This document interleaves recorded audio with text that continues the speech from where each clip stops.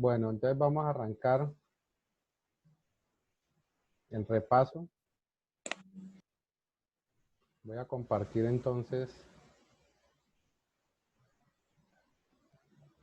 el repaso que ya en algún momento ya habíamos realizado. Igual la idea es que tengamos clara la información. Como les decía, no olviden que mañana es la primera parte del parcial, la parte teórica, y el viernes la parte práctica.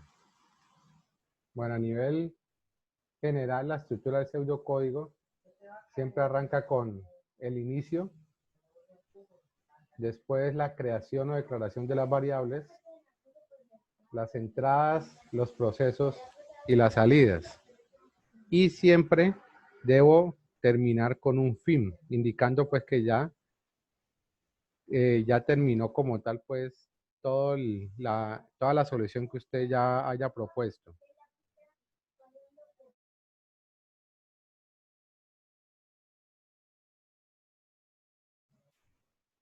En la declaración de las variables, estas variables deben tener un tipo de variable, donde yo puedo tener variables de tipo numérico, entre ellas enteras con números exactos, o variables de tipo real, con datos que pueden tener decimales, o variables de tipo alfabético, donde yo puedo tener una variable tipo carácter que solo me acepta una sola letra, o de tipo cadena que sí me acepta varias letras.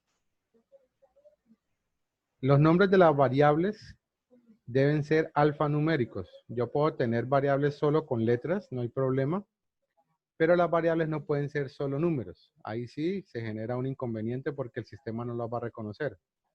Pero yo puedo combinar letras y números, pero siempre debe ir adelante la letra o las letras y después los números. Se recomienda que los nombres de las variables sean de acuerdo a su funcionalidad. Si yo voy a calcular un salario, yo puedo tener un salario base, entonces llamar la variable de esa manera, o el salario neto, o salario promedio. Entonces, ese nombre se dirige hacia la funcionalidad que me va a prestar esa variable. Las variables no pueden tener caracteres especiales, entre ellos los espacios. Las variables deben ser sin espacios, no puede tener arroba, no puede tener ñ, letras con tilde, ampersand, ese tipo de caracteres no son válidos. Como yo cree la variable, debo usarla. Entonces, cuando yo ya declaro o creo la variable, más adelante cuando la voy a usar, debo tener cuidado de cómo la creé. Si yo le coloqué una mayúscula, si yo le coloqué un número, entonces debo saber cómo está para poder más adelante trabajar con la misma. En esta estructura entonces tenemos las entradas, donde la entrada es cuando el usuario, por medio de la orden lea, ingresa un dato y lo guarda o se guarda en una variable. Pero esta entrada debe estar acompañada de un mensaje indicándole al usuario qué va a hacer. Entonces, en este ejemplo yo le digo, ingrese el valor de X, lea X. Aquí yo le estoy diciendo al usuario qué es lo que va a hacer para que él sepa dónde está quedando guardada la información. Entonces, esa información debe ir siempre así. Jóvenes, los micrófonos, porfa. 120 veces, pero cuando... Bueno.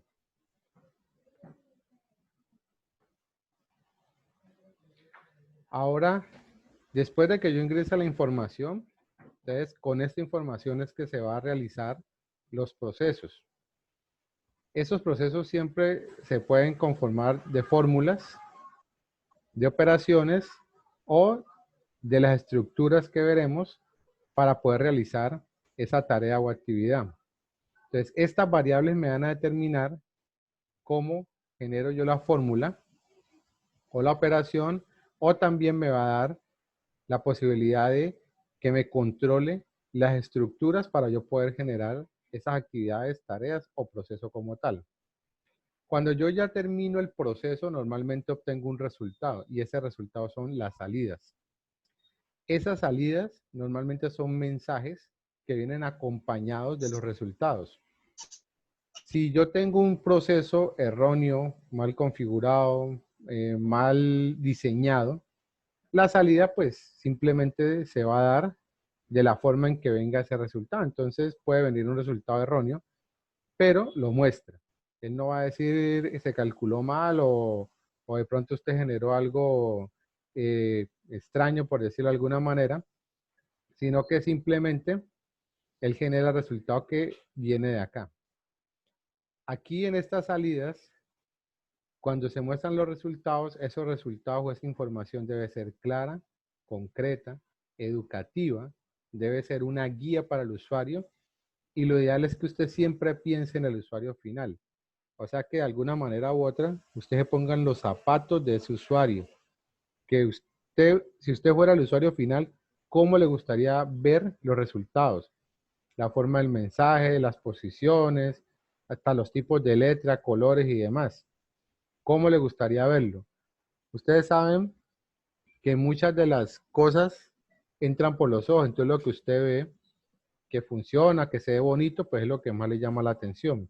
Usted puede tener una aplicación muy buena, muy funcional, que todo lo haga de forma perfecta, pero si los mensajes o la interfaz de usuario es un poco fea, por decirlo así, o que no tiene como gracia, pues de pronto la gente podría como tomarlo un poco a mal. Entonces hay que tener también cuidado con cómo trabaja y genera usted ese tipo de información. La idea es que siempre estos mensajes tienen información que incluye los resultados, pero estas salidas también pueden ser mensajes de error, ¿ya? O mensajes indicando que algo sucedió y que por favor genere nuevamente un proceso o nuevamente el ingreso de algún dato para poder trabajar, pues les digo que deben ser guías. Bueno, dentro de esos procesos les decía que pueden haber estructuras, entre ellas están las estructuras de decisión. Una es la estructura de decisión simple, con el cual yo solamente tengo una sola posibilidad que está controlada por esta condición. Si la condición es verdadera, pues hace estos procesos. Si la condición es falsa, no haría nada, simplemente vendría por acá. Si hay otras cosas, pues viene y hace lo que esté de aquí en adelante. ¿Qué pasa en el caso, pues, de que yo necesite hacer algo diferente? Pues entonces yo trabajaría más bien con una estructura de decisión doble. Entonces yo aquí le digo, si la condición es verdadera, haga este paquete de procesos. Si es falsa, haga estos otros. Entonces, si esto se cumple, hace esto. Si no, hace el otro paquete de procesos. Pero también se puede dar el caso donde yo tenga varias condiciones o varios caminos que tomar. Entonces, ahí es donde viene la decisión múltiple. Entonces, cuando yo tengo esta posibilidad, entonces normalmente viene acompañado de un menú que estaría antes de esta estructura, donde el usuario escoge una opción y esa opción me determina a qué caso voy a acceder o en qué caso voy a trabajar. Cuando se entra al caso, se hace el paquete de procesos correspondiente, pero yo tengo que decirle al sistema que ya pare ahí o que ya corte. Porque cuando ya él hace este paquete de procesos porque él tomó esta decisión, él ya debe salir de la estructura. Entonces, por eso le digo que corte y ya salga por acá. Si no le digo al sistema que ya corte, seguiría al siguiente paquete y eso generaría un error porque yo le dije que me hiciera solamente esto y viene y me hace otra cosa adicional. Entonces, para el usuario, pues es algo erróneo. Cuando ve que le está pidiendo más información o algo que él no ha solicitado, pues ahí hay un error. Si dentro de las opciones el usuario escoge algo que no existe, algo que no es válido, algo que no hace parte pues del listado que se le generó, pues entonces viene a esta, por defecto.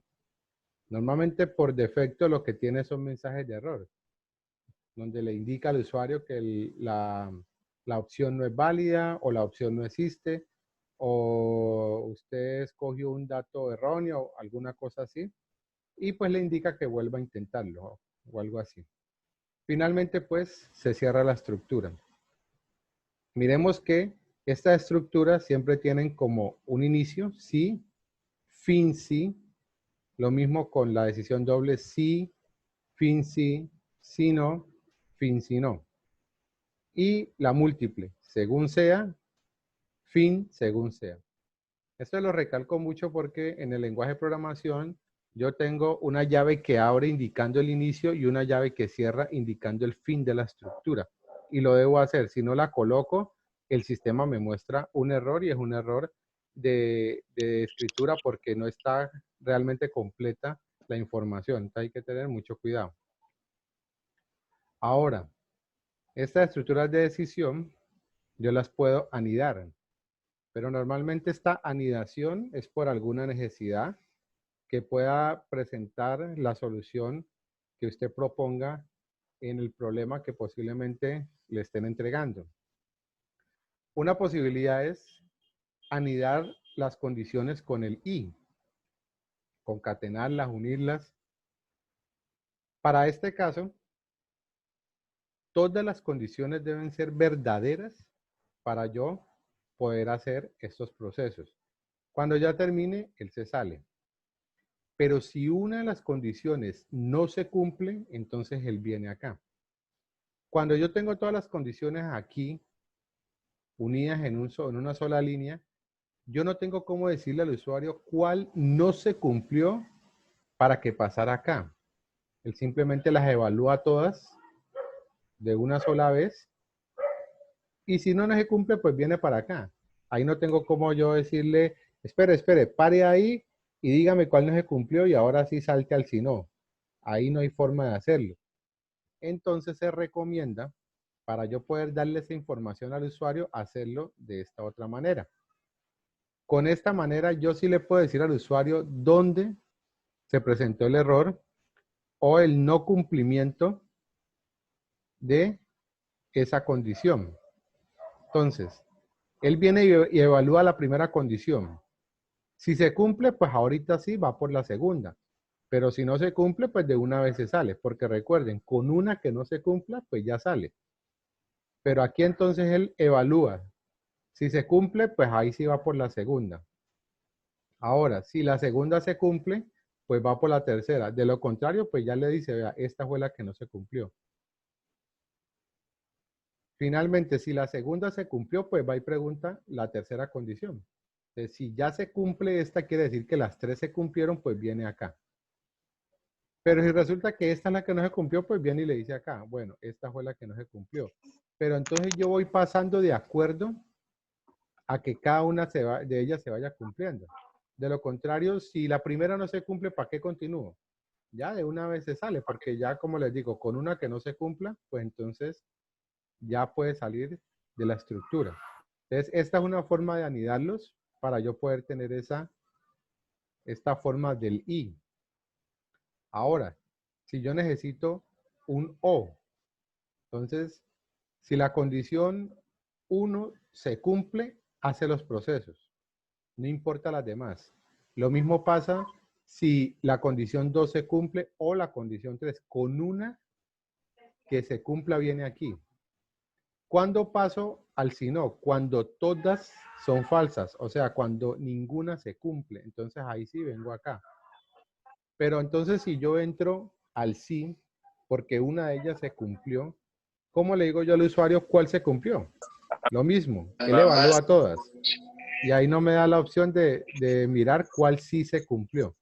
Entonces, si yo quiero decirle al usuario cuál sí se cumplió, entonces lo hago de esta manera. Así, él viene, mira la condición y si ya se cumplió, viene acá. Y ya, se sale la estructura. Pero resulta que la primera condición no se cumplió, entonces viene. Si no, entonces vamos a ver la segunda. ¿Ya? Y lo mismo. Ah, bueno, tampoco se cumplió, entonces si no, vamos a ver la tercera. Entonces, de esa manera yo voy evaluando y con una que se cumpla, pues ya, hacen los procesos y se sale la estructura. Entonces, esta es otra manera también de manejar esa anidación, pero con el O. Entonces, esta es con el I y esta es con el O. ¿Listo? Finalmente, las estructuras de repetición, que algunos autores le llaman ciclos, otros le llaman bucles, ¿ya? Pero, ¿cuál es la idea de la estructura de repetición? Que yo pueda realizar varias veces unos procesos.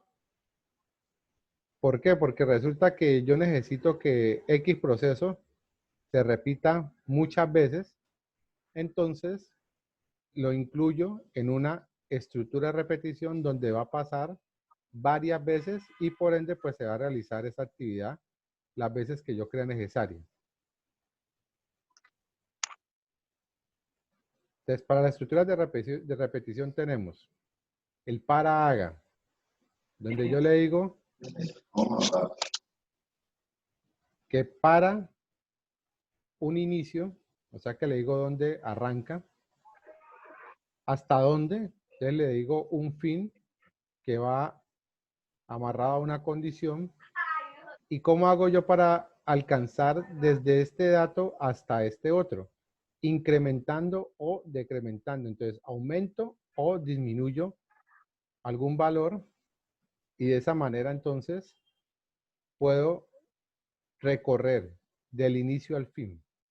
Si no tengo bien definida esa información, se me convierte en un ciclo infinito, porque no le defino de forma correcta o concreta cómo llegar de aquí a acá. Entonces, ahí yo tengo una cantidad de repeticiones fija, porque yo le digo arranque en 1 y vaya hasta 10. Si necesito menos, el sistema va a seguir pidiendo los datos o va a seguir el proceso activo. Y si tengo más, cuando él termine, pues ya no puedo hacer nada. Entonces, ahí hay que tener cuidado con cómo se maneja ese tipo de estructura. Porque puede darse que de alguna manera yo tenga que hacer más cosas o hacer menos. Entonces ahí hay que poder trabajar bien con esa información. Ahora, la otra condición, la otra estructura que es el mientras haga, yo tengo una condición que es la que me controla el ingreso a la estructura, pero esa condición también puede ser numérica, así como el para haga. Entonces yo también puedo definir una cantidad de veces y él viene y lo hace. ¿Ya? Y aquí internamente también tengo que decirle dónde inicia, hasta dónde va a ir, y entonces él va haciendo el proceso y también debo tener un incremento y un decremento. Pero yo también puedo tener, antes de llegar a la estructura, a la condición o a la variable, darle un valor para que la condición se cumpla, o sea, la condición sea verdadera o sea falsa. Entonces, de alguna manera yo puedo manejar que pase por aquí las veces que yo quiera. Un ejemplo es cuando uno le dice, ¿desea continuar sí o no? O desea volver a hacer el proceso sí o no. Entonces, si le dice que sí, pues viene y compara. La condición es verdadera, sí, te vuelve y los hace. Y vuelve y pregunto antes de salir. ¿Desea nuevamente? Entonces, sí, bueno, viene acá. Entonces, aquí yo lo puedo hacer X veces. Ya terminé, listo. ¿Me falta? Pues bueno, continúo diciéndole que sí. ¿Qué pasa con la estructura haga mientras? En este caso también es manejado por una condición, pero esta condición está al final. O sea que la diferencia entre este y este es que como esta condición está al principio, yo puedo preguntar el dato y ponerlo falso. Entonces esto no se hace, se sale de la estructura, porque la condición de entrada era falsa. En este caso, la condición al estar al final, él no pregunta, sino que entra, hace los procesos y después de que los hace, ahí sí viene y pregunta. Entonces, cuando ya pregunta, mira a ver si es verdadera o falsa y puede ser que vuelva y lo haga, como puede ser que salga de la estructura. Entonces, para esta estructura, mientras haga, yo puedo hacer los procesos 0 veces. Para la estructura haga mientras, los procesos se van a hacer por lo menos una vez y después ya puede terminar. Entonces, eso es como ciertas diferencias que se presentan en los dos casos. Entonces ahí es donde simplemente hay que tener algo de cuidado con qué va a utilizar y cómo lo va a utilizar. Bueno.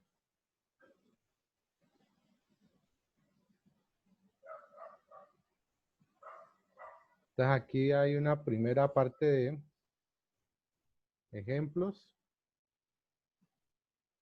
Este era un ejemplo con estas condiciones anidadas.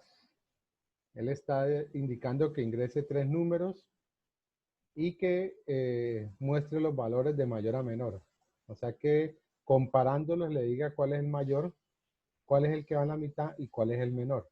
Entonces ahí lo estaría de alguna manera u otra organizando.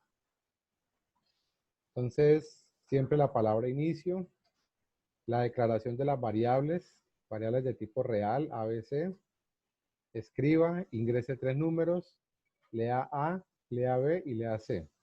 Y puedo comenzar entonces a hacer las posibles comparaciones para realizar entonces la posible solución.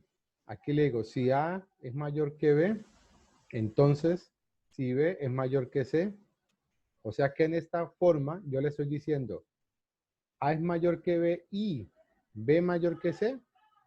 Entonces, si esas dos se cumplen, entonces el orden de los números es ABC.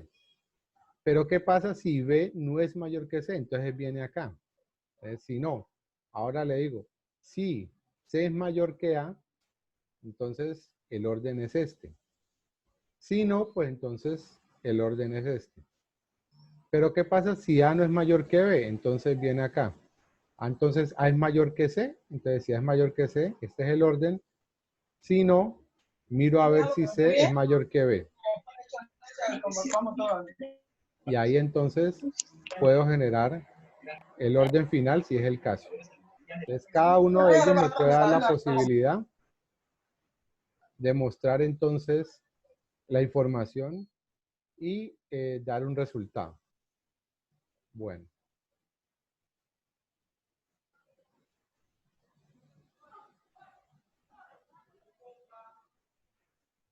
Este es otro ejemplo. Ingreso una cantidad n de números y los voy a sumar. Entonces, tengo las variables de tipo entero, está n, total, real, número y la variable suma. Entonces le digo, ingrese la cantidad de números a sumar, lea n, que ahí le estoy, que es un número exacto. Si yo le digo, cuénteme los lápices, pues usted normalmente dice son 5 lápices, o cuénteme la cantidad de compañeros, pues usted dice son 20 compañeros. Usted no va a decir 20.5 personas, ¿ya? Entonces, por eso es un número de tipo entero. Ahora total, lo que hace es tomar el valor de n y a suma le asigno 0. Entonces, dentro de una estructura mientras haga, le digo, mientras total sea mayor que 0, haga. Entonces, ingrese un número. Entonces, comienzo a sumar los números en la variable suma. Entonces, por eso tengo a suma síndele, suma más número. ¿Y qué pasa con total? Yo necesito que total vaya bajando, vaya haciendo un decremento. Por eso a total le asigno total menos 1. ¿Para qué?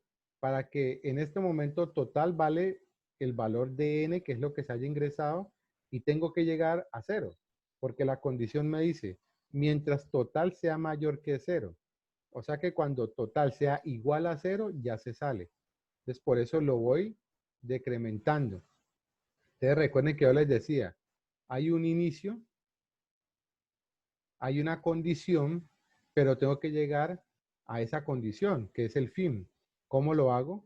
Con un decremento o un incremento. Entonces, aquí voy reduciendo de uno en uno.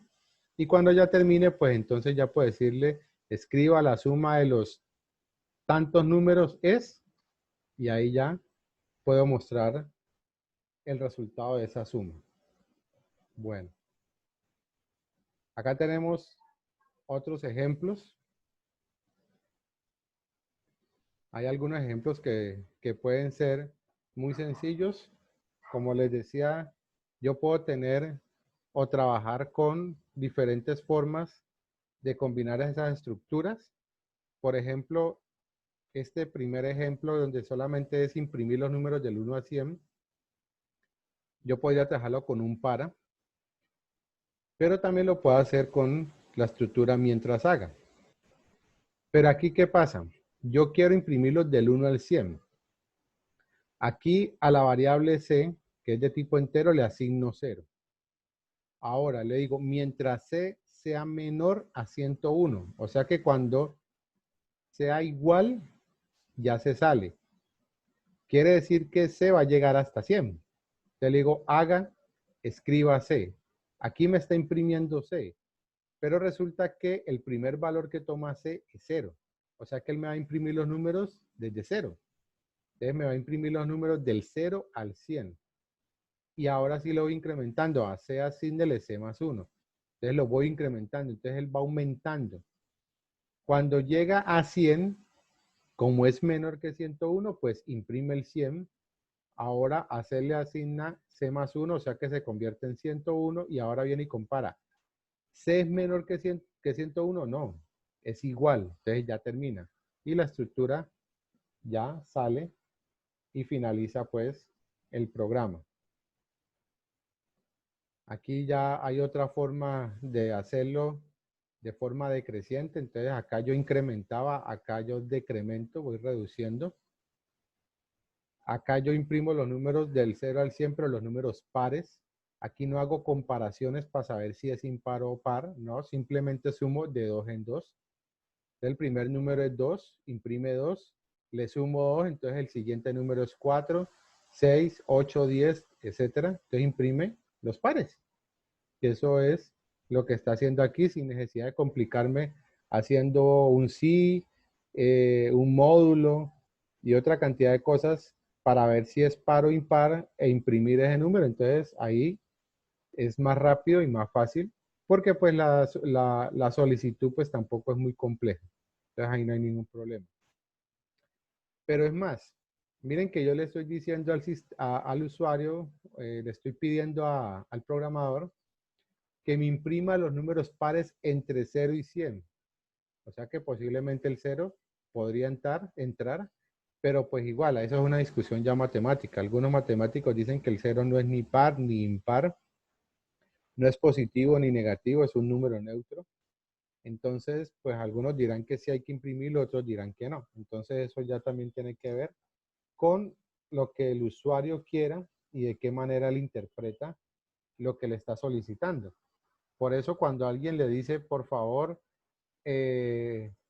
necesito una solución para este problema, hay que preguntar si dentro de lo que él está solicitando hay alguna necesidad especial, hay alguna norma, hay alguna ley y también, ¿por qué no?, averiguar ya si hay normas, leyes o demás a nivel ya gubernamental o cosas así o dentro de la empresa, porque esas son cositas que hay que tener mucho cuidado y poder manejar bien. Hay empresas que tienen sus propias normas que no se saltan la ley y que pueden o se deben pues tener en cuenta. Por ejemplo, la fundación, no, se me olvida, bueno, en la sociedad portuaria, en el costo de empleados, no recuerdo exactamente el nombre, usted puede hacer como una especie de ahorro.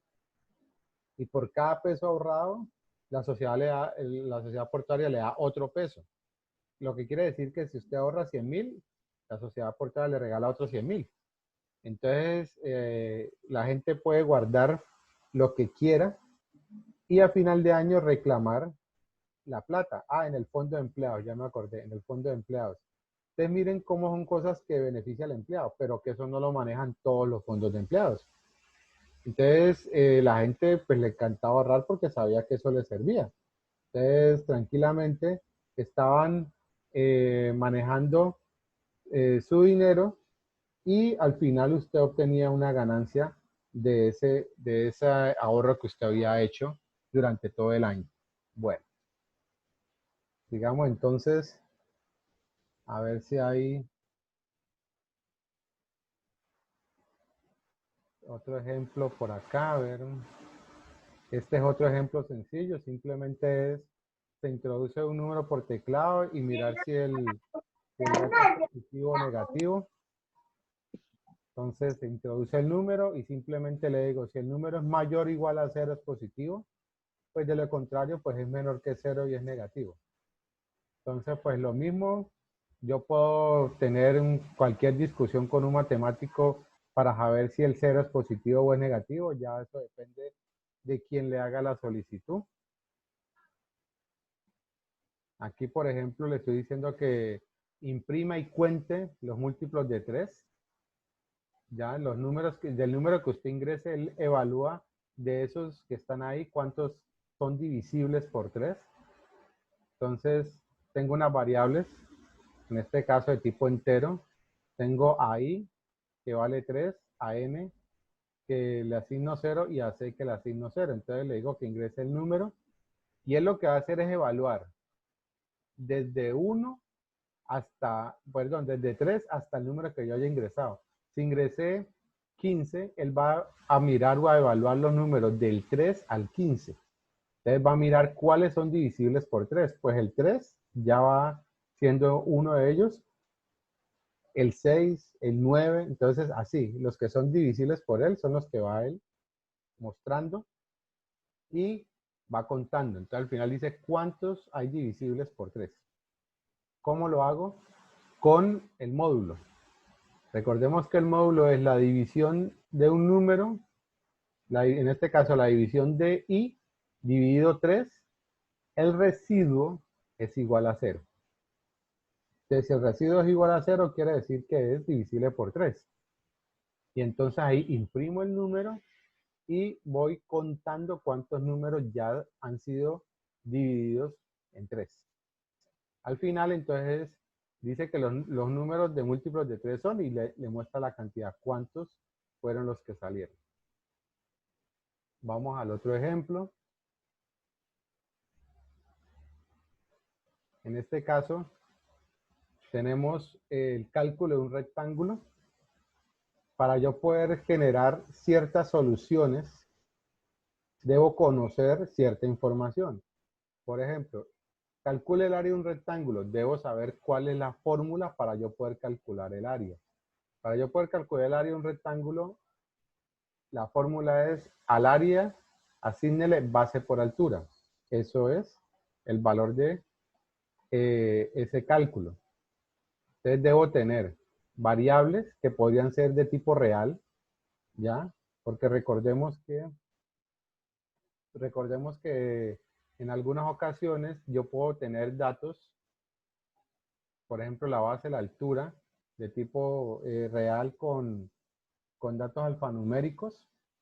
Entonces tenemos que mirar cómo lo podemos trabajar. Ahí hay que mirar si de pronto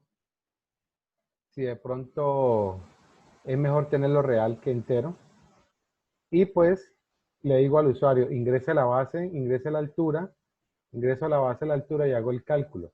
Pero aquí podemos tener algo adicional, algo que realmente tenga aún más apoyo. Resulta que, ¿qué pasa si la base o la altura es 0 o menor que 0? Pues realmente no se podría hacer el cálculo. Para este tipo de procesos, los números deben ser positivos. De esa manera, yo puedo generar entonces la solución real. Entonces hay que tener un poco de cuidado con eso. Vamos a mirar otro ejemplo en lenguaje C. Ya les muestro.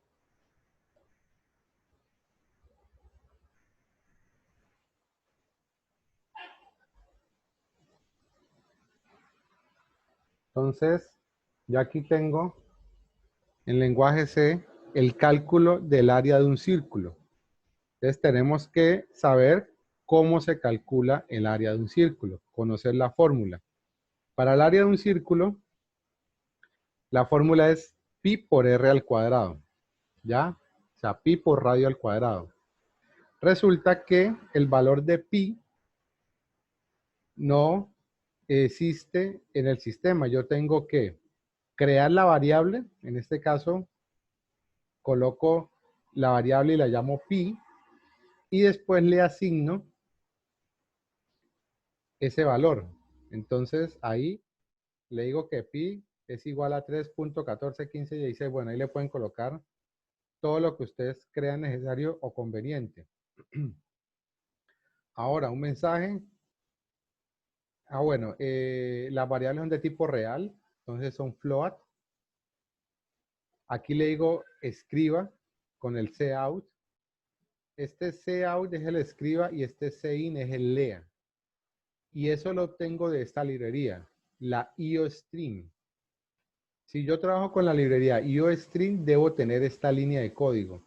Using namespace std, utilice el espacio de nombres estándar.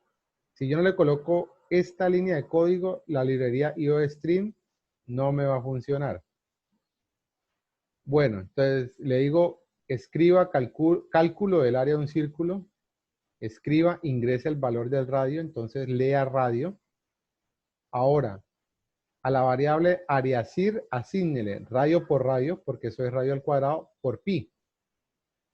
Ya finalmente le digo, el área del círculo es ariacir. ¿Ya? Entonces, aquí, el lea y el escriba puede ser mucho más fácil de trabajar o de usar que otro tipo de órdenes. Ya les muestro.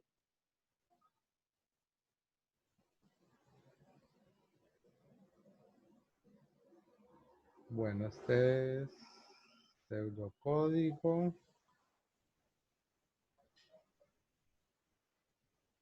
En este caso,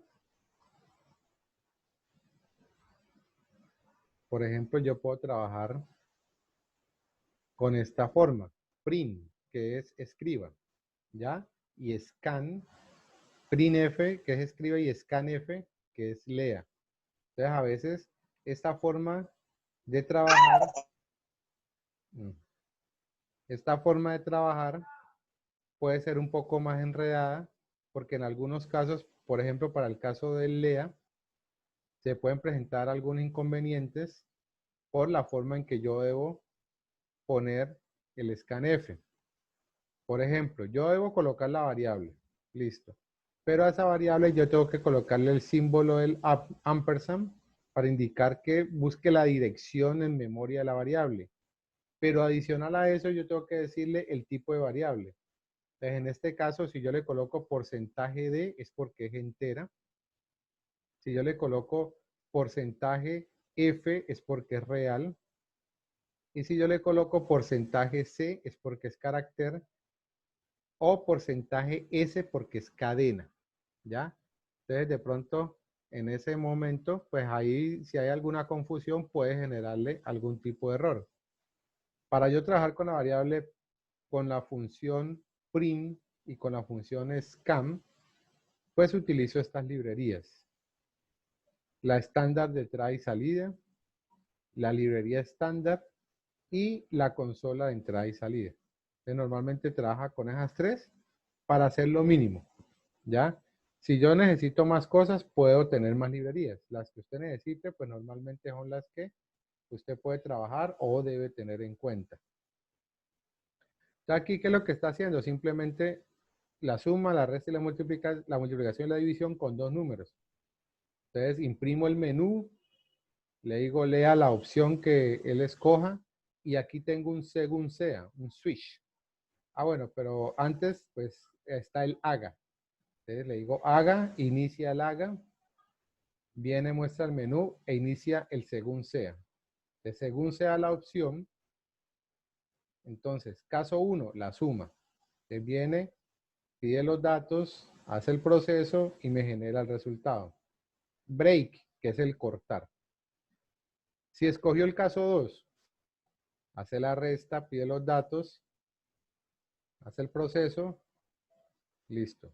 Salida, la resta es tal. Break, tengo que cortar. Multiplicación, el mensaje, pide los datos, hace el proceso y la multiplicación es tan, break. La división. Entonces miren que la división hay una restricción. Para la suma, la resta y la multiplicación no la hay. Para la división sí. ¿Qué pasa con la división? Usted no puede dividir por 0. Usted pide los datos, pero el divisor debe ser evaluado. Si el divisor es diferente de 0, entonces no hay problema. ¿Qué quiere decir? Que acepta números positivos y negativos. Pero entonces yo tengo que ver si estoy dividiendo por un número diferente de 0. Si es así, hago el proceso y genero el resultado. Si no, quiere decir que el divisor es igual a 0. Entonces viene acá, la división por 0 no es posible, o sea, le genera un mensaje de error.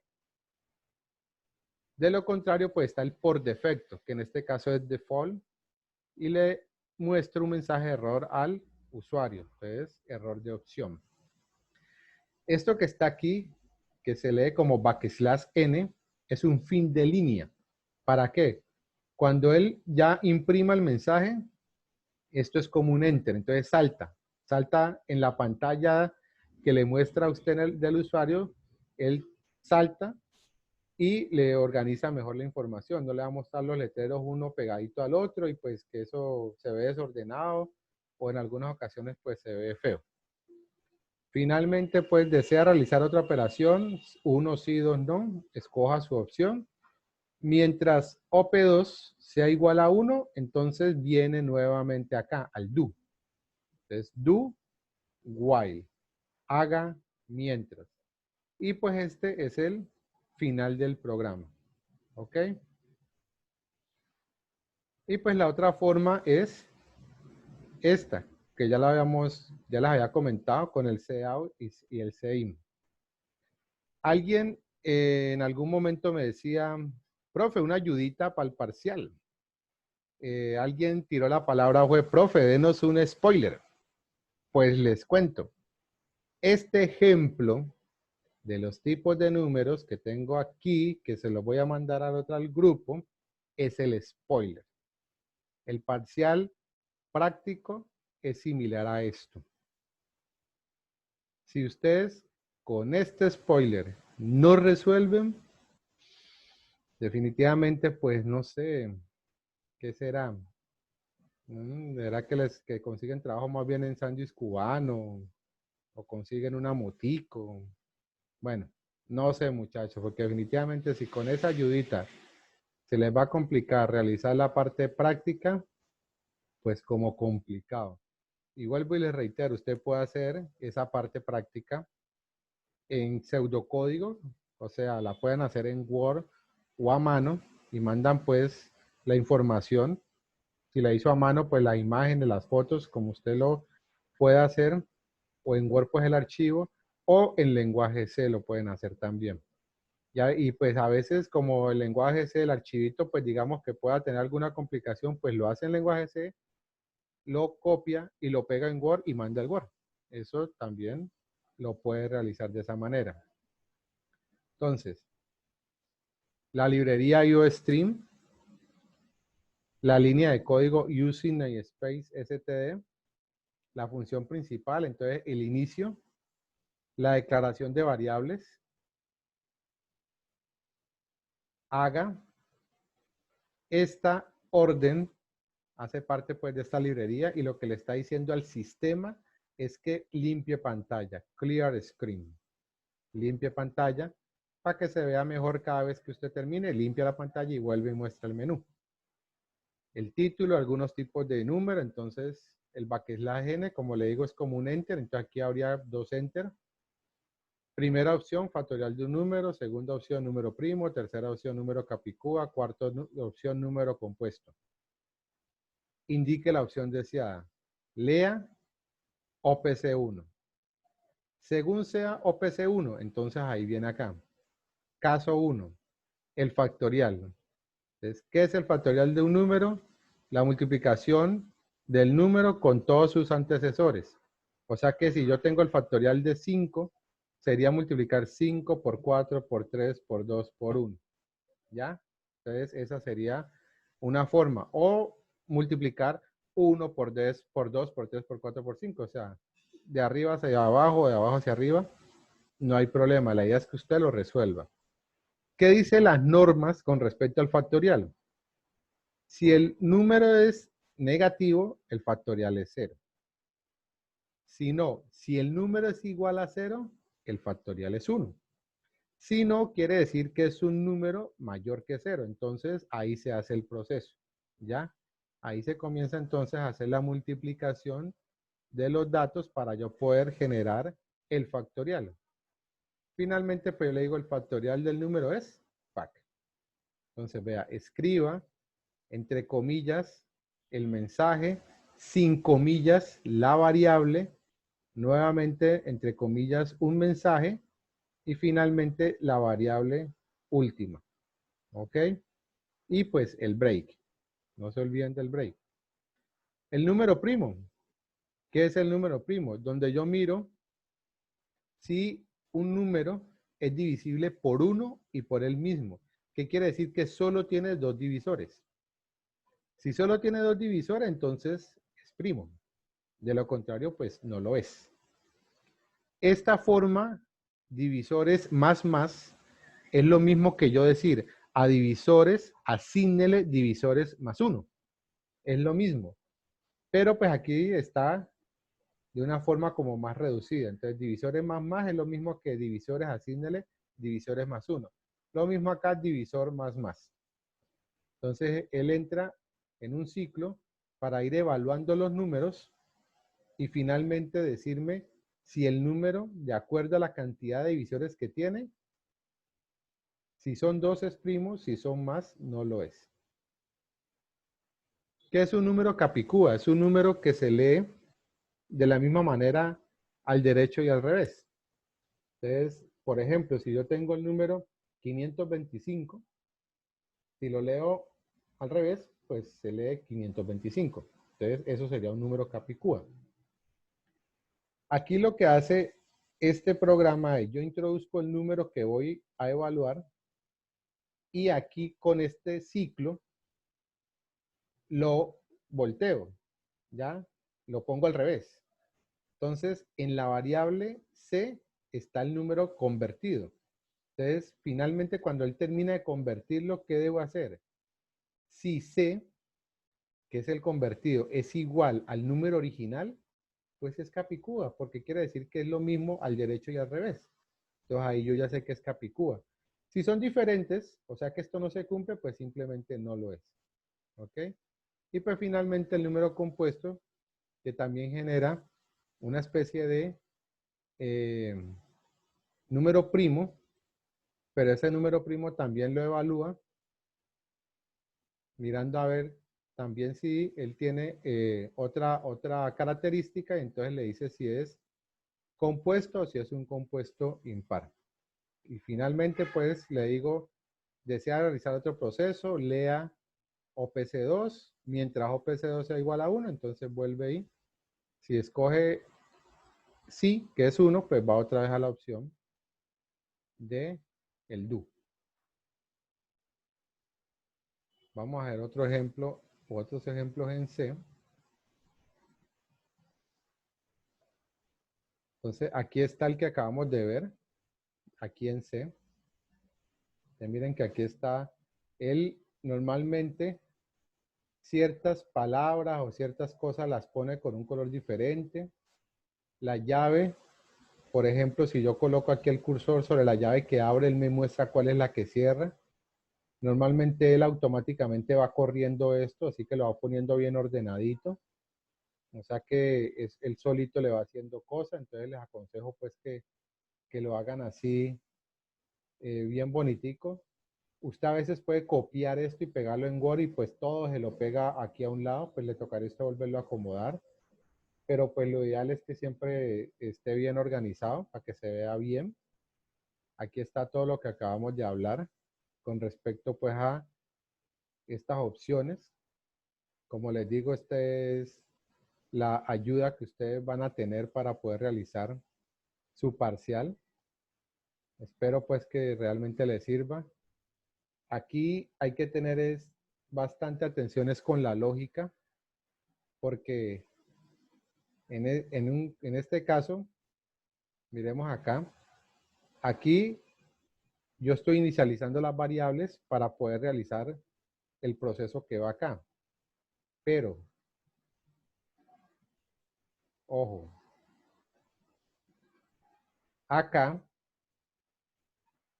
yo había inicializado las variables después.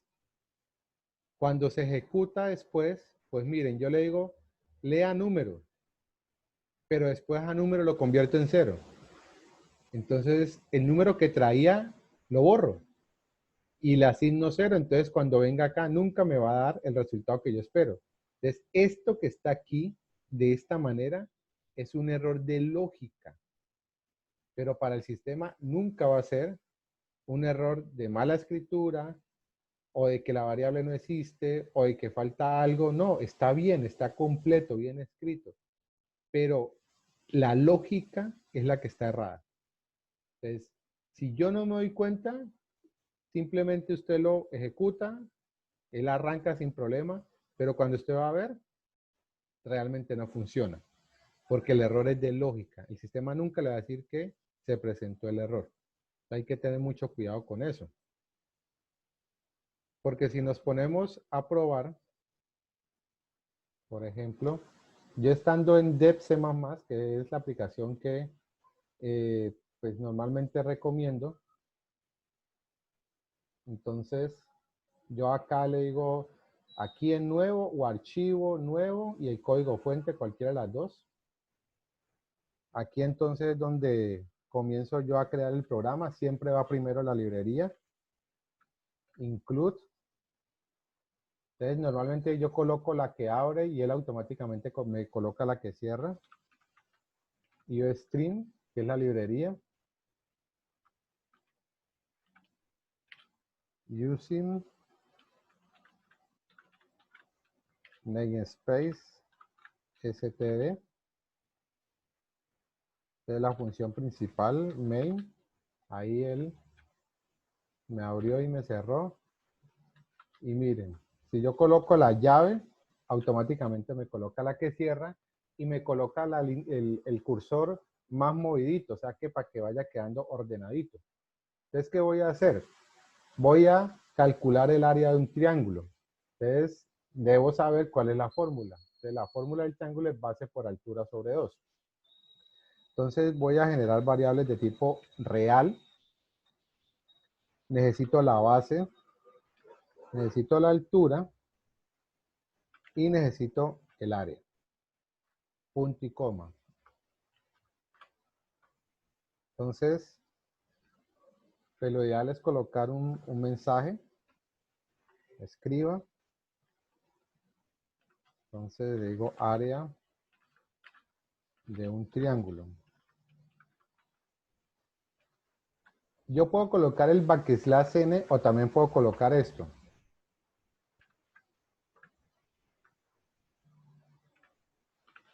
En line. Fin de línea. Eso también es un enter. Entonces puedo colocar cualquiera de las dos. El backslash. El backslash n va acá dentro de las comillas. O acá afuera puedo colocar esta orden.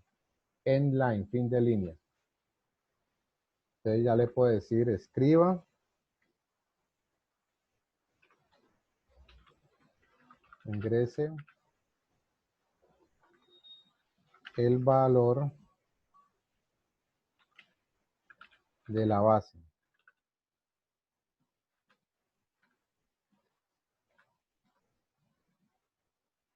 Lea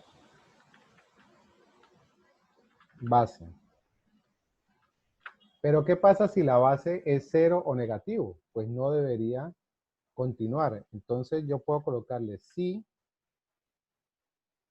base es mayor que 0. Entonces, miren que él solito lo va acomodando. Así que es mejor, por eso muchas veces trabajar en el lenguaje de programación. Entonces, si base es mayor a 0, entonces ahora ¿qué le pido? Ahora sí le pido la altura. Entonces, escriba. Ingrese la altura.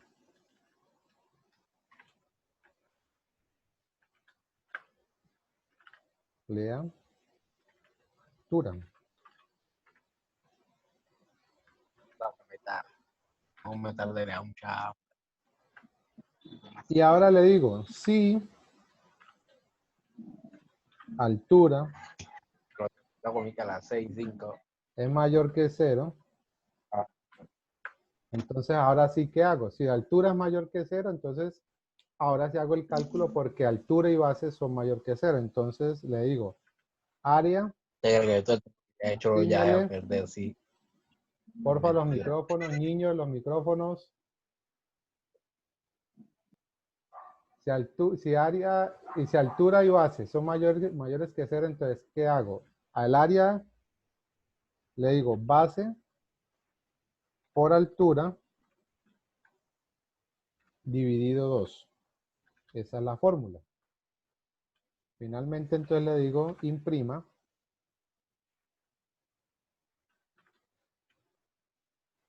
el área del triángulo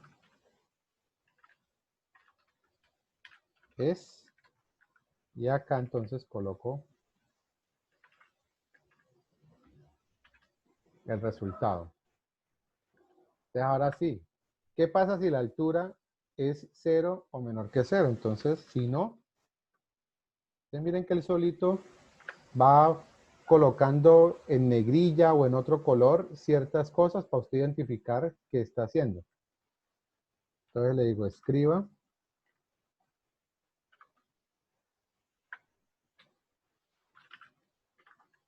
la altura ingresada es 0 o menor a 0.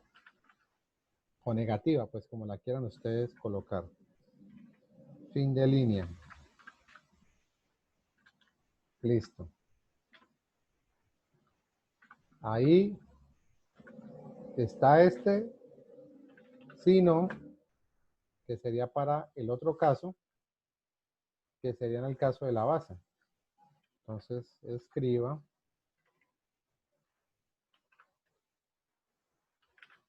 la base ingresada es 0 o negativa.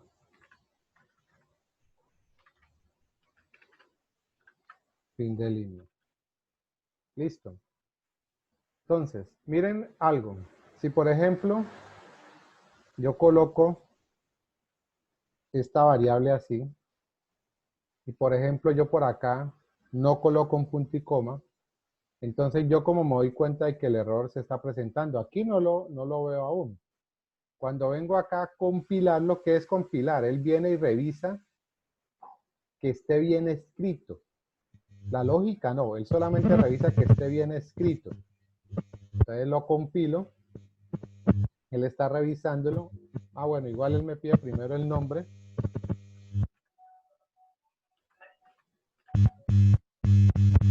¿Qué pasa con los micrófonos? Entonces guardo el archivo y miren que él comienza a mirarlo, a revisarlo, a ver si todo está bien. Entonces miren, me saca unos errores. Él muestra la línea, la columna, cuál fue el archivo y dónde está el error. Entonces miren que él dice que él esperaba un punto y coma antes del if. Ah, bueno, aquí está el primer error. Entonces le coloco el punto y coma. Y me dice por acá que él esperaba una llave, ¿ya? Para cerrar. Entonces me estaba mostrando que por acá falta algo, entonces vamos a ver. Porque aquí se supone que está esta la de esta la de esta la de esta de esta y esta. Bueno, no encuentro este error, ya solucionamos este, vamos a volverlo a compilar a ver qué me muestra ahora. Ahora me muestra, es el error de la variable, donde me dice que no está declarada. Claro, la variable are no existe, es área. Entonces aquí la cambio. Listo, vuelvo y lo compilo. Ahí lo está nuevamente revisando. Y ya, cero errores, 0 advertencias.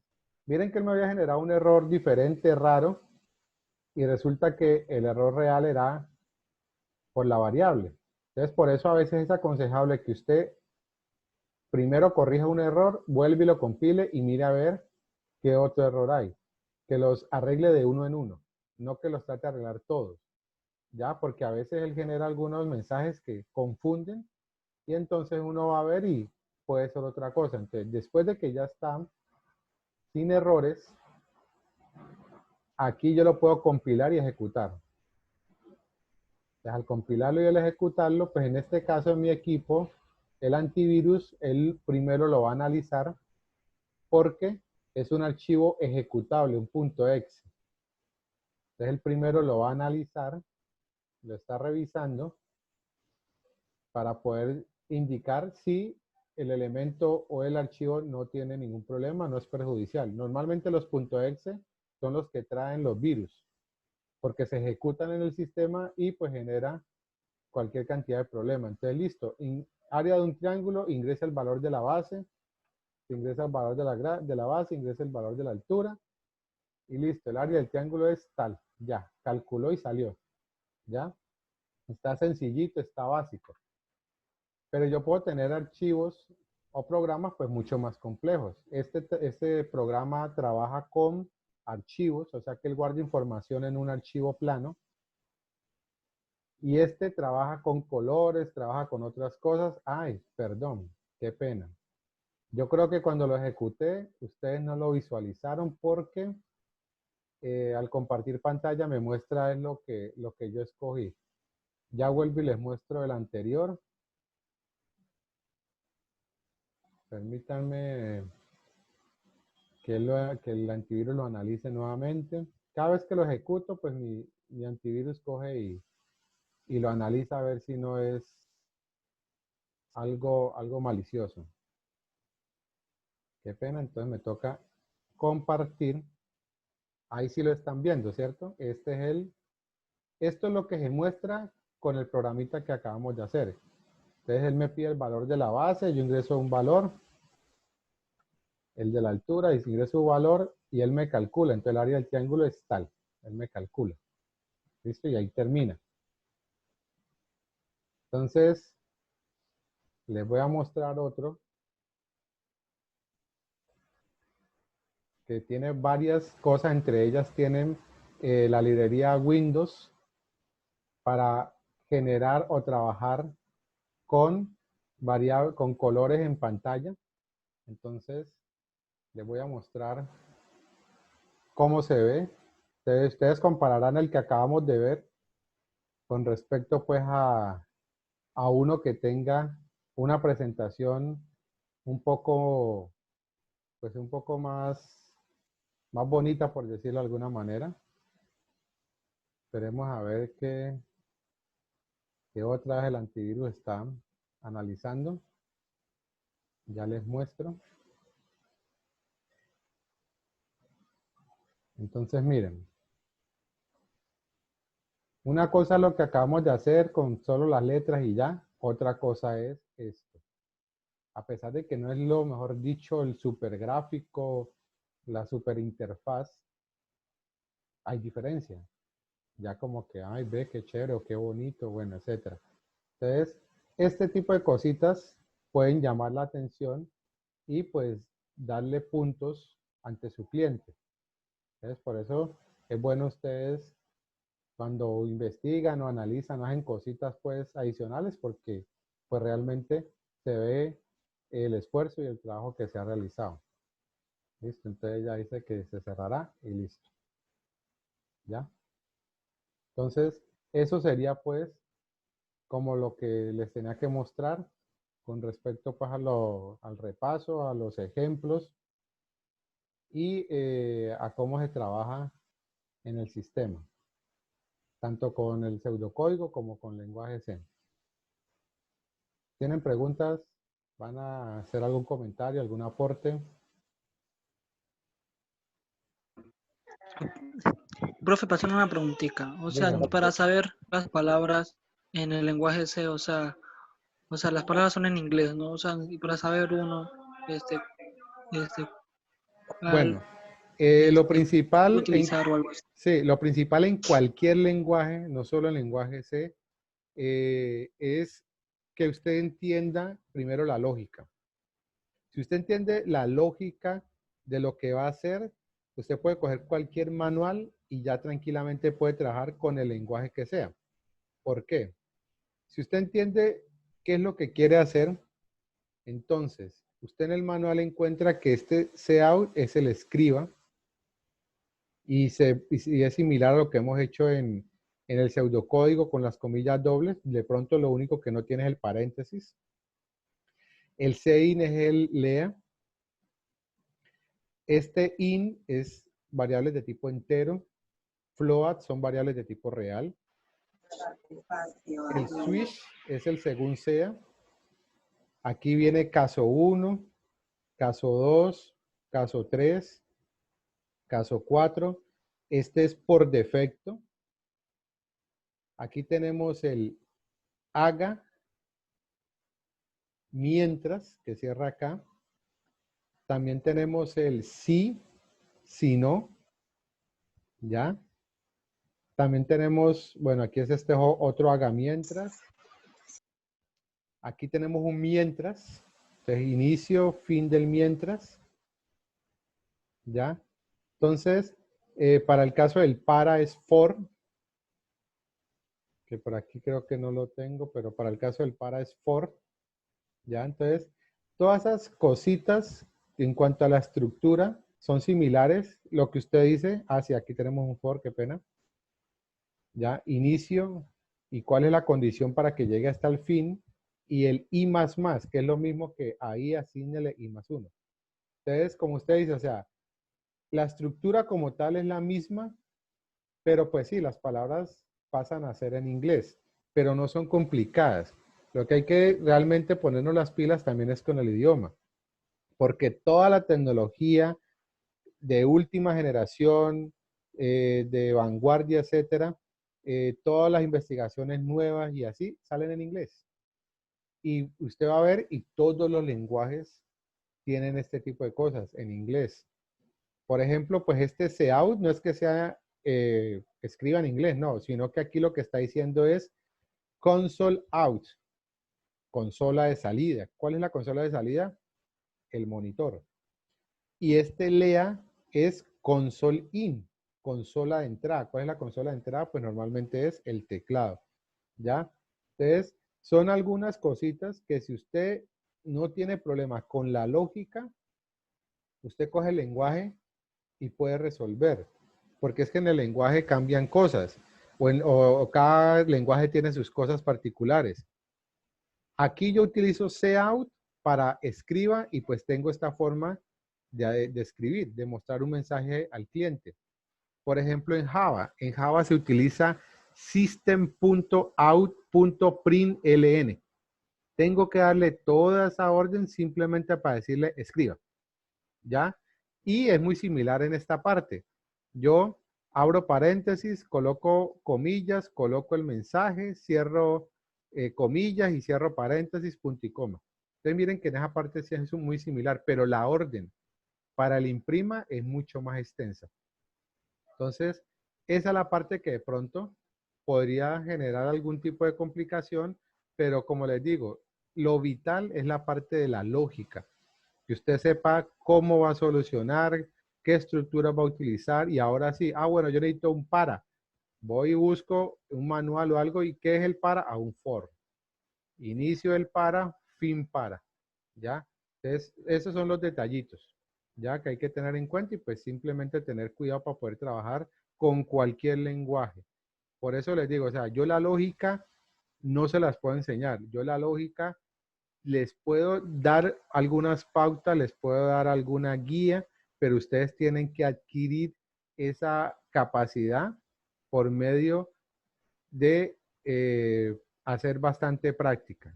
La programación es de pura práctica, como las matemáticas, es de práctica. Si no, es difícil que puedan ustedes realizar ciertas cosas. Bueno, ¿quién más? La matriz es como de trabajo. Perdón, no lo escuché. ¿Cómo? Matriz Uy, Brainer, qué pena, pero está como maluquito ese sonido. No,